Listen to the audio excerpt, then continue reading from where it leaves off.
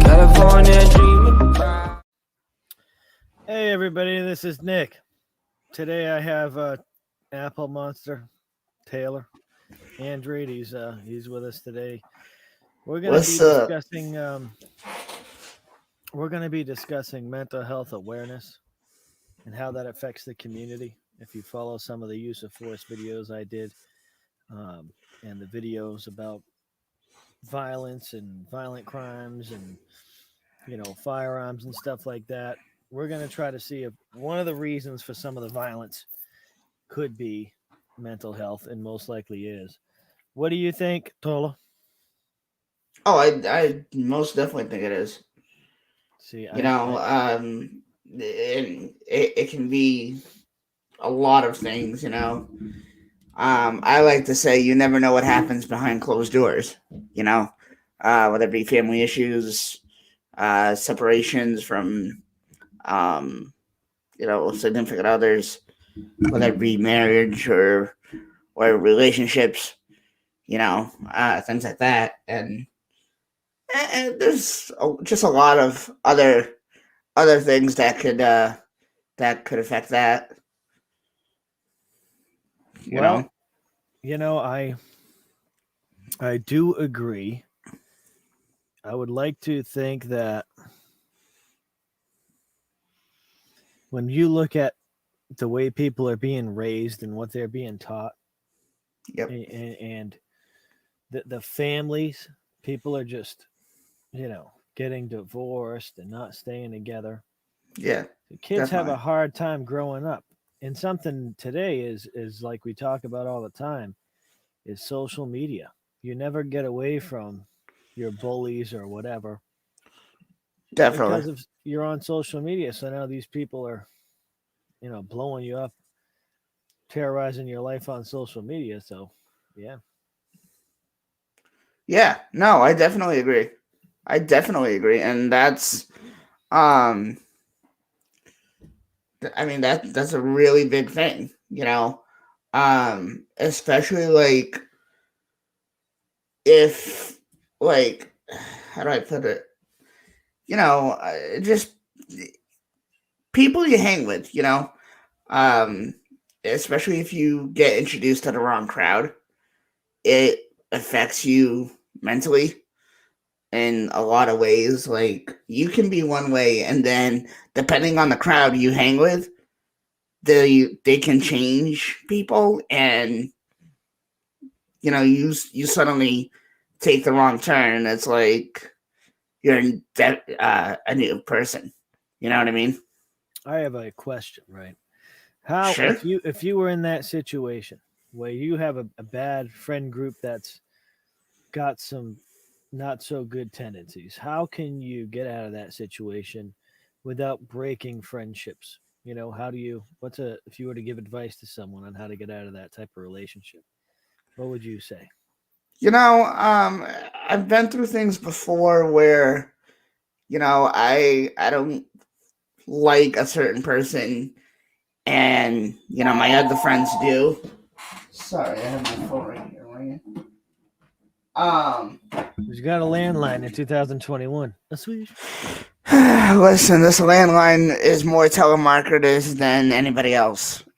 Family, friends, they all call our cell phones. When this phone rings, it's telemarketers. That's either that or a doctor's office. But going back to what we're talking about here, just be truthful. Especially like if you have a friend that hangs out with somebody that you don't want to be involved with, be truthful. And if they don't like it, hey, their problem. But never. I'm gonna say this, and this is something that I've learned from being in certain situations. Never try to be like somebody just to be accepted. If you feel that you can't be in a friendship or whatever involved with somebody, just step away and be like, listen, it's not working out. I can't handle it. My mental health is going haywire. Don't feel like you need to be associated with those people, just for your friends to accept you. Whether they accept you when you tell them, hey, I don't feel comfortable being in this certain situation. Whether they accept you or not is on them. Right. I think it's important that everybody prioritizes and knows where they are at mentally throughout the day, because you might wake up and be happy in the morning, and then by lunchtime you don't feel good. You're kind of slumped, you're kind of down, and then at nighttime you could be real sad or whatever. So those emotions change, and you kind of have to check yourself the whole Yeah. day and Yeah. try to regulate your emotions, because One- self-awareness is I think helpful. Definitely. I'm seeing my okay. We're good here. One thing I gotta say is, if you can, like, if you have one friend, even if you don't talk to that person on the daily, try talking to them. I'm a very open person, and I like to talk about what I feel. I don't like to bottle things up inside. I've done that for years, and it's gotten me nowhere. It also depends on who you open up to. So be aware of who you're opening up to, because you might think that you're opening up to a best friend of yours, and then it goes sideways. So be aware of who you're talking to, what you're talking about, how much information you're giving that person, and whether or not you think that person should be trusted with that information. Well, I think that it's important that you identify again and say, well, I'm having issues in this area of my life, this area of my life, this area of my life. If you're not aware of those issues on your own, you're gonna find out the hard way that you have them. So it's not something you should run away from. A lot of people just think if they ignore their feelings, they're gonna be fine, and I think that's not the way that it works. Exactly.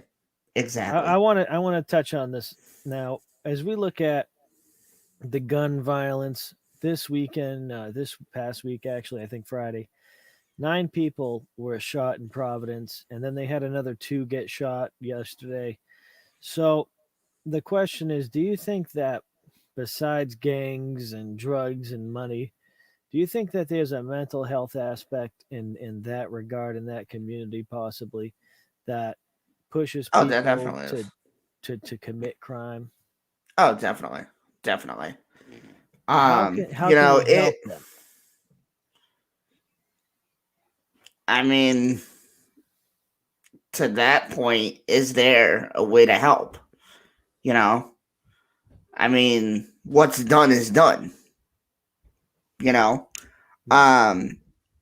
But if you see somebody or somebody tells you that they're gonna do something, automatically try to help them by talking to them, or even, if you know somebody they're related to, tell them, and say, hey, this person's acting a certain way that they've never acted before.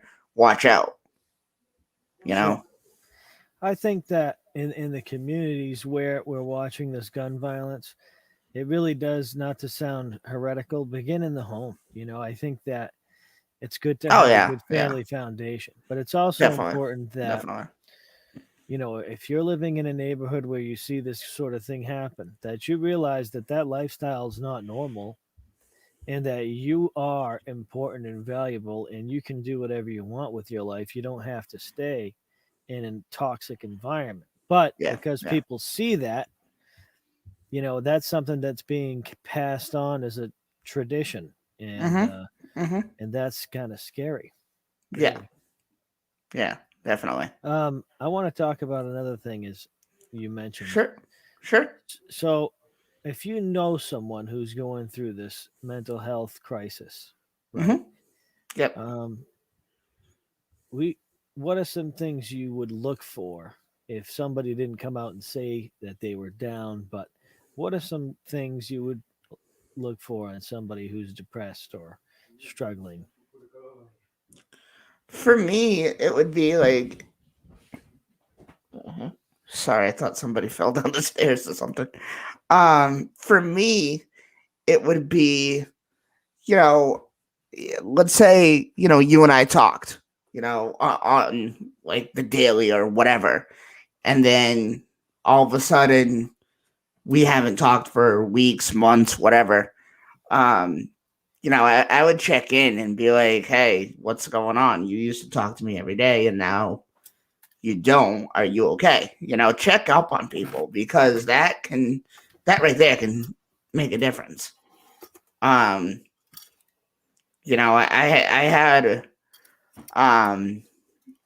had friends that I would talk to every day, and now I don't.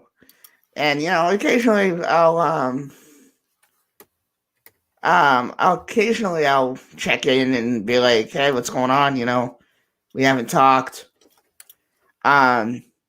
But at the same time, it's like, well, is it really worth talking to somebody? And that you haven't talked to in a while, like, do they want to talk to you? Because it's like, if you're gonna stick out your hand for somebody, but they don't do it for you, why try? I mean, that's the kind of thing that I've learned. I'm a very nice person. Like, I'll always be here when somebody wants to talk, if somebody wants to talk. And like I said, I'm very outspoken about how I feel and everything. But there are just certain things that like certain people that you talk to, they're like, they kind of make you think a little bit. And it's like, you want to see, like I said, does that person actually want to talk to you? Does that person actually care? You know what I mean? I'm not about to lie to you all right now. My camera just died. I just saw that. Bruh. I think that everything that Taylor said is, and I just sadly didn't charge my camera, so now I'm in a mental health crisis. But what I'm gonna do, Wah, wah, wah. a good series on the channel, and Definitely, man. love to have Taylor back and some other guests. Try to get Delmar in here. Yeah, But, definitely. All right, guys. I hope you guys have a good Sunday afternoon. And Hey, thanks for inviting me, man. Had fun. Taylor, it was a pleasure. Next time, hopefully my camera doesn't die. And we can, on the second episode, touch on this, okay? Bruh. Bye. See you guys.